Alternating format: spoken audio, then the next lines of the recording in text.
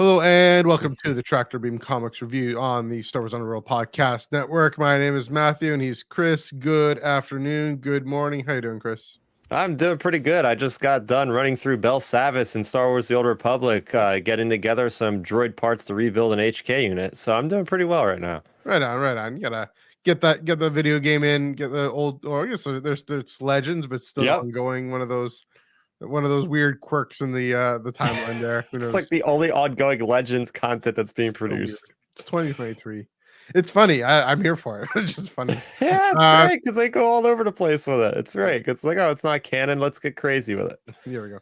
Speaking of things in and out of time, yeah, we're definitely going to talk about D Squad and High Republic Adventures. But first, you want to talk about these new source books that came out Oh, yeah. So I went to yesterday. Barnes and Noble. I had a shopping spree because I didn't pick up this last week.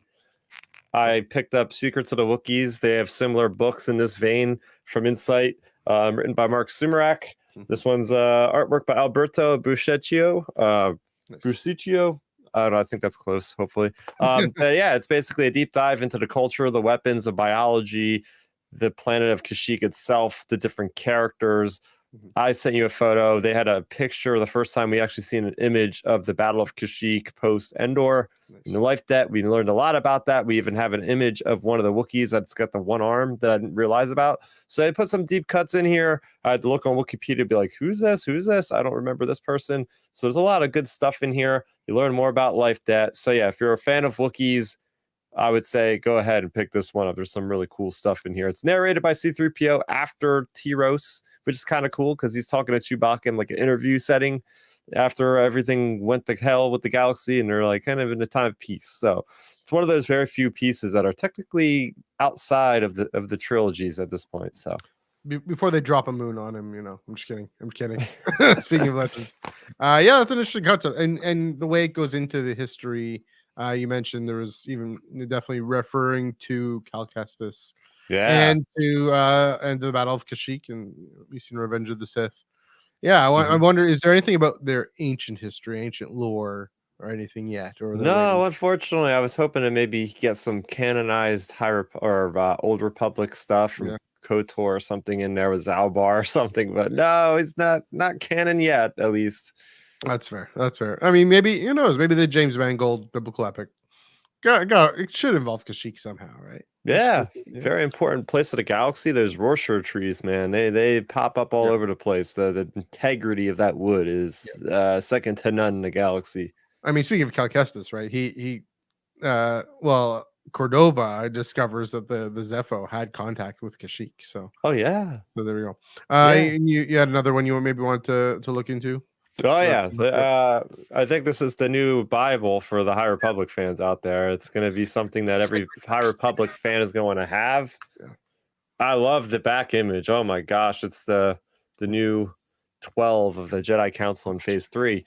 Yeah. But I haven't really gotten far into this. I've been excited to see that they have really cool layouts. This is really nerdy. They really get into it. They have an index here for different characters and events. They also have this really cool kind of first appearances and data files. So they have like all these acronyms for the different books. Yeah. They have it separated by your different phases of the High Republic. It's very specific. Yeah. And then even have an entire timeline, just like in the timelines book, BBY and all that stuff. Look, they have this crazy layout. This is just for Phase 2. That's just Phase 2. Yeah. Yeah. I found it interesting. Yeah, they probably will inevitably, as you're probably right, have a second volume of this containing, I would assume, the Acolyte. Once the Acolyte is done, maybe 3-4 years from now, they put in Phase 3, the Acolyte, and then they have the complete, full, official version of this. But I think it's pretty cool. They put the Eye of Darkness stuff in here as well, and the upcoming Escape from Ballo book as well. So there is a lot of peeks into Phase 3. So I'm looking forward to diving into that. But yeah, I mean, it's just really cool as I'm just flipping through. You just got like the data files and like Lorna D, Niall, and just awesome imagery in here. Lorna D, really good. First off, you said this is really, really nerdy. We're doing this is a podcast on YouTube about Star Wars comics, right? I think we're getting it's pretty niche, I guess. Huh? I think we're on the nerd scale. Yeah. definitely you're really intrigued, really interested in seeing that book, and I'll give it a look. Amazing just to have it all together and see just how sprawling and how diverse and wide this amazing publishing initiative that is my favorite thing in Star Wars right now is going. Yeah, like you mentioned, I'm like, why are they releasing this now? I guess because for people who need to get caught up before phase 3, for folks who trying to get a handle on everything. I want to wait. I want to wait until phase 3 is all done. I want to wait maybe until the acolyte's all done. So I have it all there. Otherwise, I mean, I'm still sorry guys. I'm still reading Eye of Darkness. Need to catch up on that. So I don't want to get spoiled on anything too. And that's what they're saying. I heard a recent review from your compatriot Dominic. He said that the book was like a 10 out of 10. And I pretty much agree with him. It's just so good. And we'll definitely one thing we got to talk about is how to have a whole get the gang together to have a review on Iron Cannon about that book, because it's definitely worth talking about, and I will have it finished soon. I'm gonna push myself to finish it. So and then I'm gonna channel my inner like infomercial host and be like, but that's not all, because we also have at long last an official Pablo Hidalgo visual guide. This is to Dawn of Rebellion. It's really neat how they did this. I really hope that they continue to do the official eras and visual guides, because why not do Rise of the Empire? Why not do the Fall of the Jedi? Like really dive deep into specific canon material, movies, series. I haven't even looked into this. Is the first time I'm actually flipping through it. But look at it. I mean, this is amazing. I mean, come on. You guys know what to expect when it comes to these things. But, like House Organa. Just can't wait to dive into these. I'm very excited. There's certain characters, certain species that haven't even been announced, like the third Inquisitor from Obi-Wan. Hopefully we get to finally know what her species is. Just deep diving into weapons, cultures, civilizations, trying to dig, because there's been a lot of good morsels in the past that we have clung to, that we've taken from things like the Rogue One and Solo and Rise of Skywalker. Was like, oh, White Revan's name dropped. Like, you can find some really cool stuff every once in a while. And I do believe there's a galaxy map in this specific one, so I'm happy that we have something official there too. If you can show us the cover again, just show us the cover for that one is. See, that tells me that what this is really substituting for is how all the films have visual guides. This is a visual guide for Andor and Kenobi. Oh, okay. It seems to Which is funny, because again, Andor's not done yet. Well, and that's not a bad thing. I'm just saying this is kind of filling that niche. It's interesting. Yeah, they bring it together and they go into and tying, all the movements together and saying that Kenobi's part of the Dawn of the Rebellion. Yeah, I mean, definitely with the path. I mean, everything with Leia is going to be a Dawn of the Rebellion. So it's I can see that. And then all the details in Andor that get we don't pay as much attention to, because the story's so wild and gripping. And but it's definitely interesting. Definitely going to give that a look. Give that a leaf through as well. We got some comics to talk about. I'm gonna dive right in there. Tractor Beam comics reviews. Let's get right to it. D Squad number 4, written by Mark Guggenheim, art by Salva Espin, colors by Israel Silva, and cover by Pete Woods. There you have it right there. The D Squad's mission takes them into the palace of Jabba the Hutt. R2D2 and QTKT take on the malevolent torture droid EV-99. This issue ties directly into Dark Droids. Yes, it does. Not to be missed. Great that we missed it. I'll get into the little bit in a second, but I'll give the just my thoughts. It was, again, Mark Guggenheim putting together a really fun, exciting issue, exciting run overall, one that really earned its place as this comic relief, but I think an essential bit of heart and character. Really, again, Salva Espin and Israel Silva with the action, with the nonverbal action, with R2 and KT. Just chirping away, and we kind of get a sense of what they're saying, what they're feeling, especially. And R2 basically, I love the moment where he extends his thing on his grappling line on KT's kind of Yeah, the flying drone. thing, and That he was flies awesome. away. I mean, I don't know why he just doesn't use his afterburners. Maybe he's dried out by then, but Oh flies away yeah. and provides the distraction, the decoy, so KT can go in and save the day and get the. I guess they're looking for the location of Ajax Sigma. So yeah, it was a fun and a really great round overall. This one really big casualty of the release schedule, I think. Hmm. It would have been really wonderfully impactful. I'll say two things. It would be really wonderfully impactful if it had been released, uh, yeah, or before Dark Droids #4, as I think Yes. you mentioned last week, the flagship, and closer to that ongoing comic. I think that's when Lando and Lobot are around in the tunnels, Hmm. and to have that crossover moment a little bit. It wasn't exactly a crossover moment, but that's about the same time, which we read a month ago. So Hmm. it just would have been more impactful. I wonder if it's going to be more impactful if for those who do read it in chronological order. And it's pretty clear you don't read this in release order, as we'll get to at the end with what's coming out, what also came out this week, which we are not doing ongoing #41 this week. I didn't touch it. I bought it, read it. Same. Yeah, but it's in the long boxes, chilling. Yeah, it's right Um, here. yeah, put it in your bagging board. Just put it away. Wait a few weeks. It's gonna be great. I know it's gonna be great. So yeah, it would be more impactful, but it was still a fun run overall. Last thing I'll say, really interesting note. Talking about what Jabba wants with Ajax Sigma's Yeah. what's it called, his processor.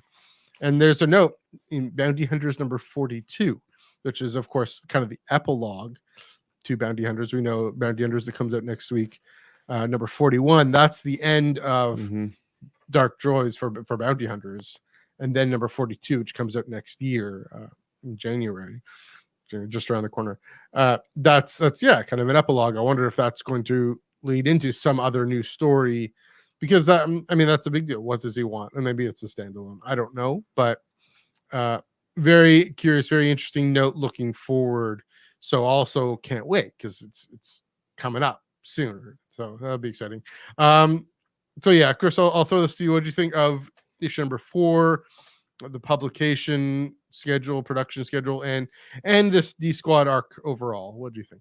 Yeah, Matthew. So I quite enjoyed it. As I said in my video review that was posted today on youtube.com/StarRaptor, I had a great time reading this comic. It's great to see a lens focused on droids and their different quirks, whether it be astromechs, whether it be, almost human-like 4LM or IG-11 or IG-88.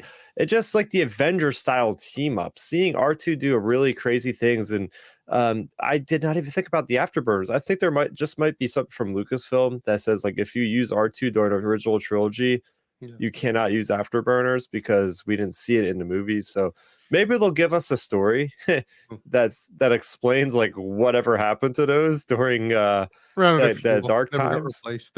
Luke didn't even know they were there. Obi-Wan never told him what happened to R2's afterburners. Sorry. But it was just cool to see how droids would fight each other that are astromechs and like Yeah. him zapping them and flying around. And I just really enjoyed the crossover.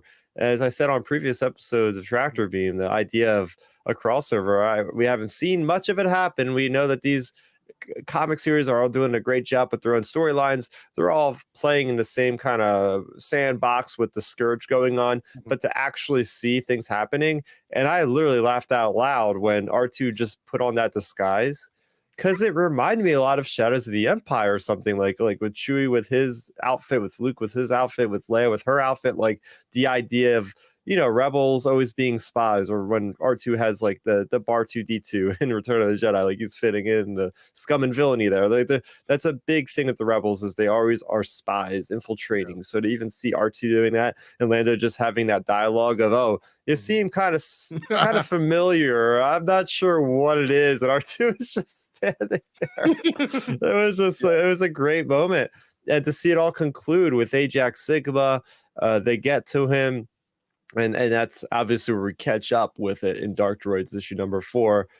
But what I will say is, simply put, I enjoyed this, but I'm also thinking, what was the point of this miniseries? Because they tee it up to be like, okay, R2 is gonna save C3PO, and there's not really any resolution in this. Like this is the one miniseries where it's like you absolutely need, it's a necessity to read something else to get the full picture. Because like, imagine somebody's in a comic book store, like the grandmother is buying, Yeah. Timmy a Christmas present this year. Pop says he's, or next year it would be, oh yeah, what's this?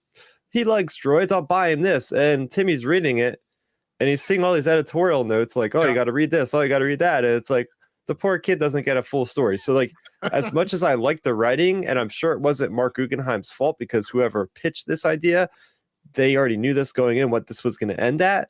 But it seems like it's a casualty of the crossover, that this was not fulfilling enough to cement itself as something standalone, which is a shame. Do it for the children, guys. Do it for the children. Yeah, I get what you mean there. I mean, it's a fun character take. It's Yeah. giving R2 time in the sun. It's bringing back KT. And this, yeah, I mean, that's the thing with crossovers. Marvel crossovers do tend to do stuff like this. It's kind of, what's the word? Not like a hemorrhage or like a parasite or anything. It's a holding on, a latching on to the main Dark Droids flagship run. Yeah, I mean, I didn't mind that fact. I get what you mean in terms of he doesn't actually save 3PO. I think that's going to be saved for Dark Droids number 5. Mm-hmm. But or even the ongoing number 41 or whatever. But yeah, that's a good point. It really doesn't. I forget what the word is. There's a word for something that entirely needs something else. I mean, parasite is the thing, but that's negative. It was good. It's not a parasite. It's not a leech. It's just, yeah. I get what you mean there. Again, fun run. I also think that that sense of that would have been diminished and mitigated if we had it during the chronological order. True. Yeah, that's another sense. black It's mark, side I guess. thing. Also, is there going to be payoff in Dark Droids number 5 to everything that comes up in D Squad? Oh man, that's what I'm wondering. Is they have so much heavy lifting in that finale episode issue that it's like, oh man, I hope Charles somehow pulls it off. That's so many stories. It's Charles. He can pull it off. I hope it's like a double issue. I don't know if it is, but it should be at least like an oversized issue, I would hope. Yeah, I mean, between ongoing 41, I suspect something between ongoing 41, Afra, what the last Afra issue, and Dark Droids Dark Droids number 5. To me, like, all those things are really gonna, because everything's converging, coming together, and I'd say coming together really well and really, Yeah, oh yeah. So yeah, it's good. Any last thoughts on D Squad? Well, one thing I'll say, funniest comic I've read ever. Zaniest, goofiest comic I've read ever. So yeah, yeah. I I do appreciate anytime Lando's in a miniseries. I feel like a couple of the miniseries he's been in have been really funny too. But yeah, this one's up there. Right. All right, we can move along to the moment where I've been waiting for. Again, my favorite thing in Star Wars. Yep. High Republic Adventures Phase 3, number 1, written by Daniel Jose Older, art by Harvey Tolibao, colors by Michael Attier, cover by Harvey and Kevin Tolibao. I'm curious about. I should ask about the relation there. The description out here. I think. Yeah, possibly. Yeah. Anyway, out here at the edge of the war, death surrounds us. It has been 1 year since the fall of Starlight. Padawan Lula Talasola and many others are missing and presumed dead. At the Almohaj Cantina, I got that right, Almohaj Cantina, a Republic outpost. Good grief, Previews World. Come on, I'm going to delete that in my notes. A Republic outpost on the planet Ariadu. Previous World. Who knows who's working there? They sometimes do the forces work, sometimes they don't. A Republic outpost on the planet of Ariadu. Zine mourns and waits. So get back to serious mode here. When an intriguing transmission is received from Tartakville, a warlord on the remote moon of Grakron, Zine, Court, and a void contemplating droid named 5AG3 must venture once more into hyperspace to repair their fractured team and perhaps the galaxy. This one was a doozy. Chris, I'll throw it to you. Tell me what you think. Tell me what you love about this comic. Yeah, I don't think you can make a better comic. I think this is a if I were to give this a score, it's probably a 10 out of 10. I don't give 10 out of 10s lightly, but my gosh, what Daniel Jose Older and what Harvey Talbot are able to put together as a collaborating team is just something that's it's uncanny. It's incredible. It's amazing. Every superlative you want to throw at it, basically, it has achieved so much greatness. And there's a lot of things to touch on here. It's like it does a great job of catching us up to speed on what's happened in a year. For people that might have not read phase one or something, it does a really good job of showcasing that relationship, the yearning that Zine has for Lula Talasolo. Great new location. Love to see Iriadu, birthplace of Grand Moff Tarkin, and seeing, having read Eye of the Storm, and we know that's or the what is it? The Tales from the Occlusion Zone. That's a big base, and we learned a lot about the occlusion zone in this. We even get the data files back, which is great. I love those things; they're so useful. Getting to see where the occlusion zone is in real space. Yeah, nice map of space. We get all Star Wars. If they throw in new droids, if they don't throw in a new droid, that's good. That's a minus for me. And the fact that they threw in a new droid and an acronym basically says Sage. He's got his own personality. Very quirky. Just, oh man, I think he nails a new droid. It's so hard to do these droids because there's so many good ones out there. How do they become unique? How do they stand out? I think this droid does a great job. Seeing that the travel of time, the passage of time that's affecting on the characters like Zine and like especially Court. My gosh, Court has grown so much. Like I guess his species just have like an accelerated aging process or something. Because I remember when he was like 3 feet tall, he's like a legit like teenager now, and you could even see like his speech pattern. He used to be like stumbling over basic when he first like came out of his shell, literally.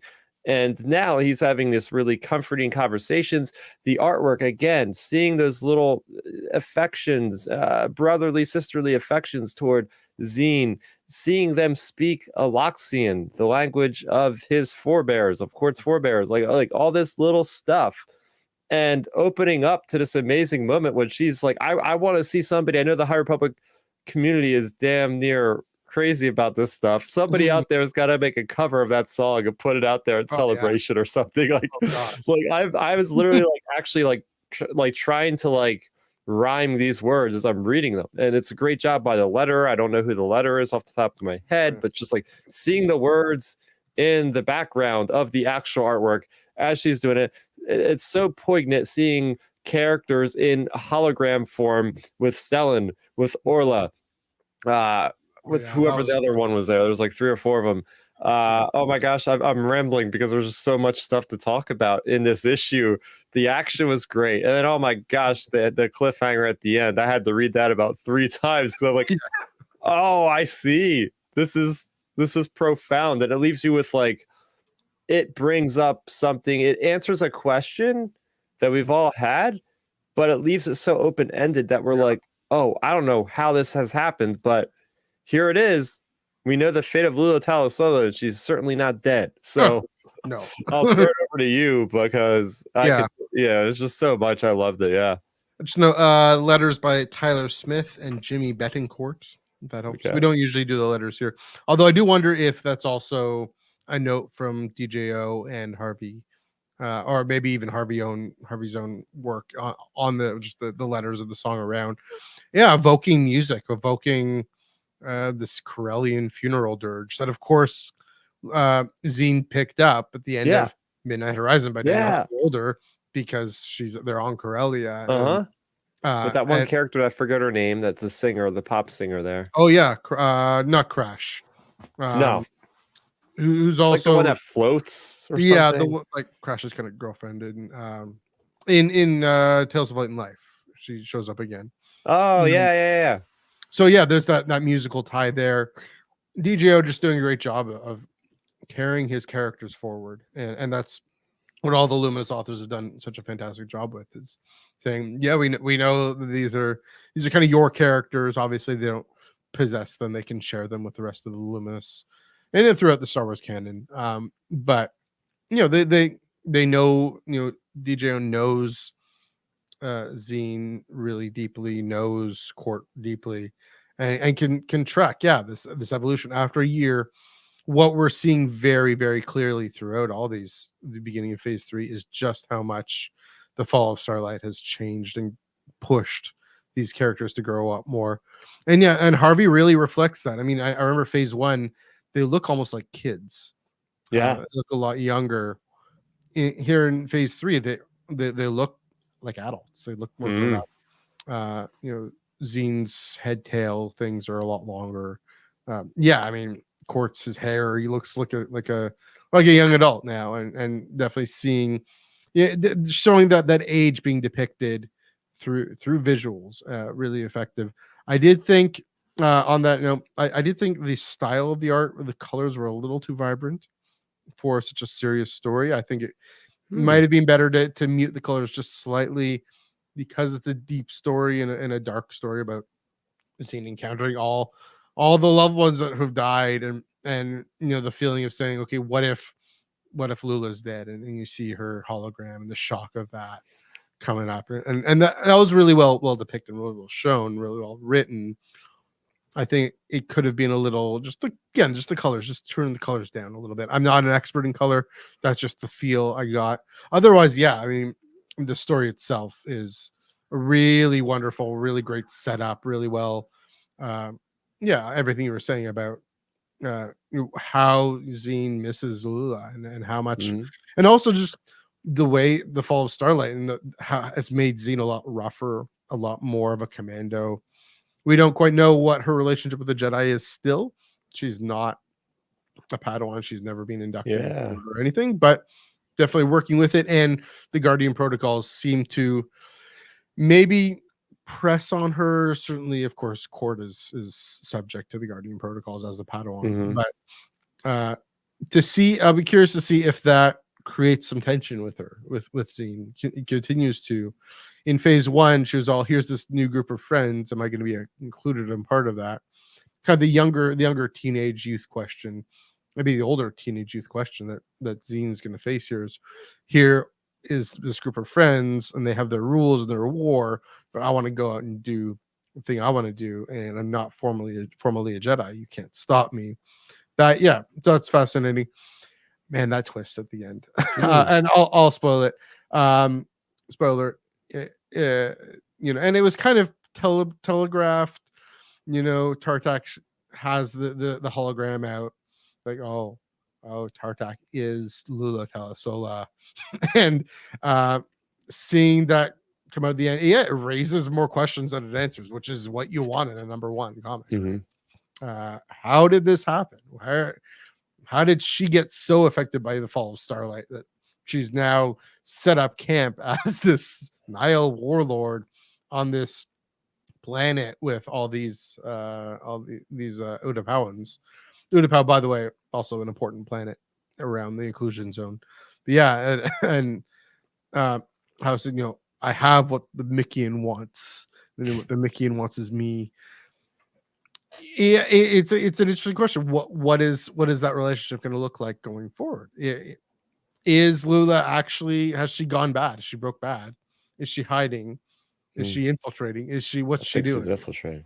Yeah, maybe. Yeah, that You seems see what happened with Keith Trennis? They tried yeah. I to was shock just us with thinking. that storyline. It was like, no, she's just undercover. Yeah, I mean, that's where my mind went to right now. I feel like, I don't know. I mean, Lula, But we it's have been a less of year. a, yeah. You It's been a think year. that she would have told somebody by now? Yeah, maybe. Unless she's gone so dark ops that like only Yoda knows or something. You know, Damn. it's Yeah. possible. But maybe not. Maybe she's gone dark. Maybe she's like, I want to go off and be with Zine, or whatever. Although I think, I don't know, the way Harvey drew that kiss at the end. No, I've never kissed anyone like that before. But for those who have, it seems like Zine's really into it and Lula isn't. So I don't know. Let me see this. If you can tell me what you think there, just because she's still, I mean, she's had to have this warlord persona on, so maybe that's going to take time to break down. You know, Zene's got her eyes closed. Yeah, it I don't know. definitely seems like Zine is more into it than Olula, I think. Yeah. So, but that being said, Lula's track want scene to come. I have what the Mickeyan wants, and of course, that was a great scene where all these other Mickeyan Oh, come out of that was so out of the fun. woodwork. That was pure GJO right there. Yeah, it He was would do so something funny. like that. So, yeah, and then Sage 5AG3 Yeah. last bit. He reminds me a little bit of in phase 2 the droid that is Vildar, not Vildar. The Oh, Kath? well the one that just keeps quoting uh script references at it. and Yeah, as yeah, a way yeah. of I thought that thinking, was like Keth's droid yeah, from Keth's droid, yeah. the Kind Enlightenment of reminded tales. me of that only because Yeah. not exactly, he's actually talking more literally, but still in this weird elevated wisdom language that is kind of goofy and out of place Yeah. intentionally, and it's effective. But also, yeah, remembering the void contemplating droid, reminding us that this is more of a serious story, counterbalancing the tone. Mm. Uh, yeah, which again, the colors, the style could match a little more, but yeah, so if I'm gonna give a rating, I'll give this a 9 out of 10 for that. But yeah, which we don't do ratings. I mean, you're free to, Chris, if you want to, but yeah, it was a really fantastic start to yeah, HRA PS3.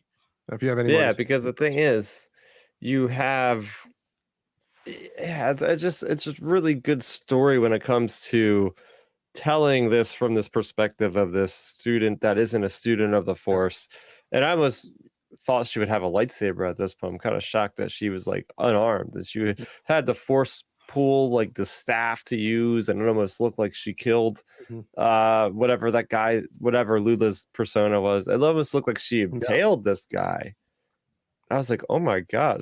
And what I like about the story, this is what I was trying to get at. What Yeah. I like about this story is the fact that Dark Horse allows Yes.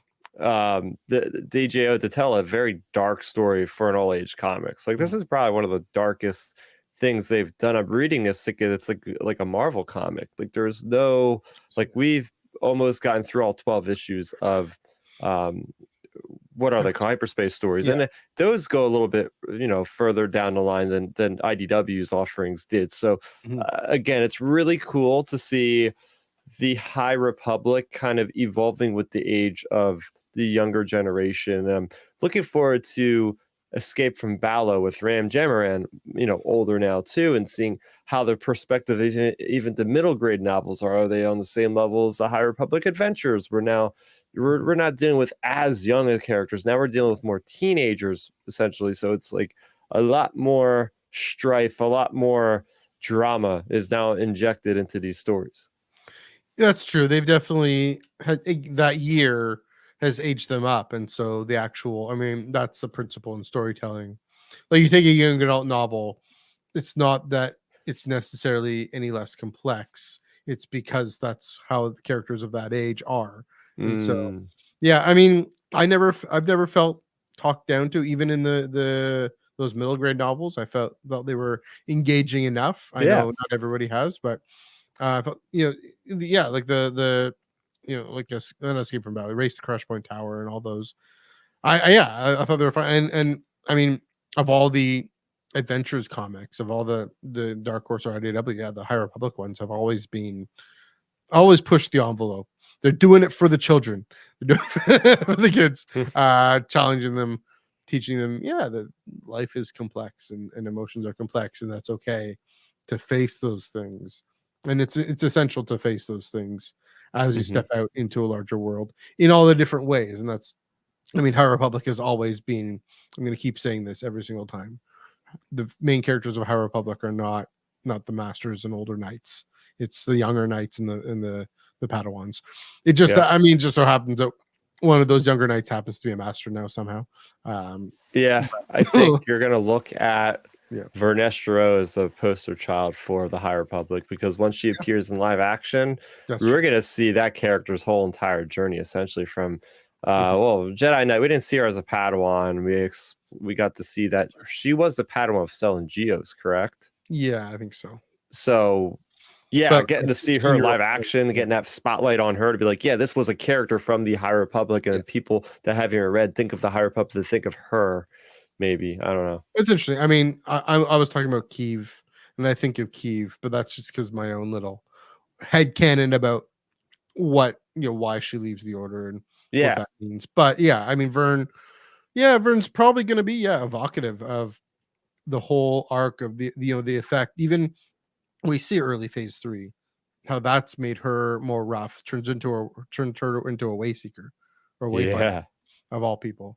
When yeah. we That thought was a she cool was going story. like trying to be a knight in shining armor and go and take the fight to the Nile, and now she's a wayfinder going doing her thing. Even Avar is a lot more interesting, I think. Now she's not Oh, the she is queen. such a well-rounded character that's full of complexities and Yeah, in the Eye of Darkness. It's yeah. I need to finish that book for sure. Yeah. So I mean, phase 3 as a whole off to a fantastic start. High Republic Adventures off to a fantastic start. Do you have anything more to say about this comic book specifically? No, I'm just saying that High Republic, it's still off to a good start. I think they're shooting perfect shots here from every project they've released, whether it be from the Tales from the Occlusion Zone with Jocelyn Pippa Agron to the Adventures of Avar Chris and Porter Engel and Eye of Darkness Mhm. to Keith Trennis, fighting Lorna D in the Marvel comics to Yep. star-crossed lovers coming together in the High Republic Adventures. I mean, Mhm. we got a middle grade novel coming out next month. Yep. And then I'm not sure when the young adult novel comes out. I think that's a little bit further out, Yeah, but maybe March, I think. I think this is what happens when you have these creators having a whole year or so to like Yeah. plan out their stories is, because they took a back seat when phase 2 was going on. That's Mhm. essentially what was happening is they were letting the other creators tell those stories while they were working well ahead of schedule with these ones to really collaborate Mhm. and tell these stories. And Yeah. that's really shown to pay off right now. Right on. I think they'll do with our reviews next week. Got this up here. I'll just Hmm. do that. Yeah, we got Bounty Hunters number 41. So that is the last issue in Bounty Hunters before that epilogue. Number 42. Shadows of Starlight number 3. Another book Yeah. that definitely I think really could have benefited from a better release schedule. I think that was a casualty of the release schedule too, a little bit. And Hyperspace Storm Reach number 12 of 12. Everything is coming to an end. It's coming to an end here. 2023 is coming to an end. Bounty Hunters or Dark Droids is coming to an Yeah. end. And yeah, Hyperspace Stories. Oh Yeah. man. The more That's things gonna be change, the more they stay the same. I don't. But yeah, it's a big deal. Bit of a production note for next week. We're gonna try something new. We're gonna try. I'm gonna do my darndest. I'm gonna read these comics earlier in the night, and then we're gonna actually try and go live at 9 p.m. Wednesday night, and see. Yeah, around there. See, yes, we'll make a clear announcement. But yeah, and see, who all comes out. Definitely keep an announcement in the Discord as well. On that note, let's put this away. Where can they find you on the internet? Yeah, you can find me on Twitter at Star Raptor, as my name is spelled here. Very excited. The Game Awards are on tonight, so I'm hoping for some Star Wars representation there, whether it be a new game announced, whether it be more from Outlaws. Maybe they'll give Outlaws a release date tonight. Maybe they'll talk about the third and final Jedi's game in that trilogy. So yeah, I think we're getting. I have a good feeling that we're going to get something, whether it be from EA or Ubisoft or maybe a completely new publisher or studio that has something to announce. And we've had history of other games being announced during that. So very excited for that. Looking forward to tonight being able to just sit down and relax and watch that. You can also watch my content on youtube.com/starraptor.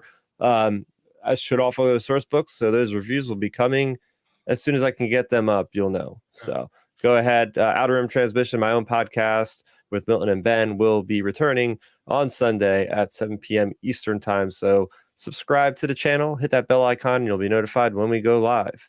But yeah, it was great talk there, Matthew.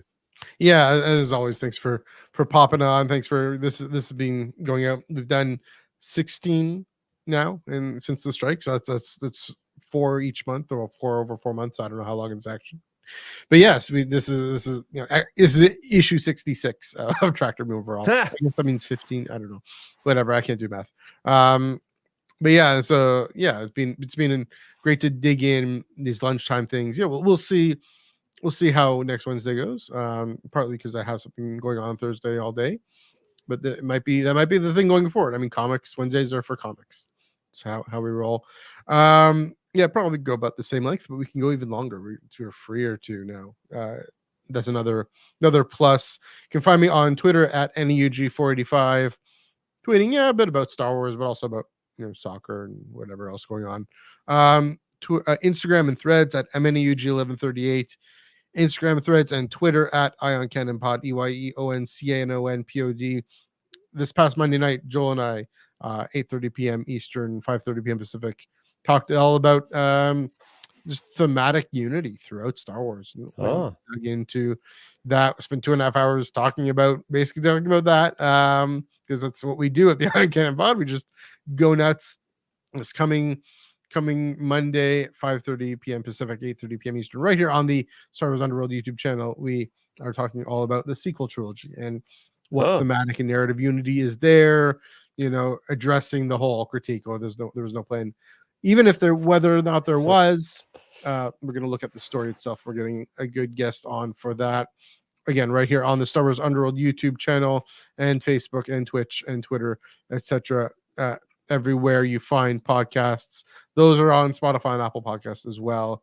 I do need to get on the ball and just take some time to put these up as well and figure out how to do that. Maybe Wednesday nights we'll all be more likely to do that. Let's just say there. It's still Oswald. So yeah, definitely check us out. Then go to your local comic shop for Bounty Hunters number 41, Shadows of Starlight number 3, Hyperspace Stories. Want to plug also next chapter of Charles Soule's The Shrouded College anthology series for Image also kicks off. The Bloody Dozen number 1. That's somewhere between like a space western thing going on. That first arc, Shrouded College, I forget what it's called. Coin Hell to Pay, really great. So definitely recommend you check that out as well.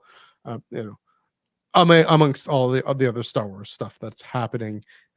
Excited to read comics. It's a high point in Star Wars comics. It's sad to see it come to an end, but also happy to see it come to a good narrative end. I should say that. But yeah, I gotta go eat lunch, get back to work. You gotta get back to work. Until then, happy reading.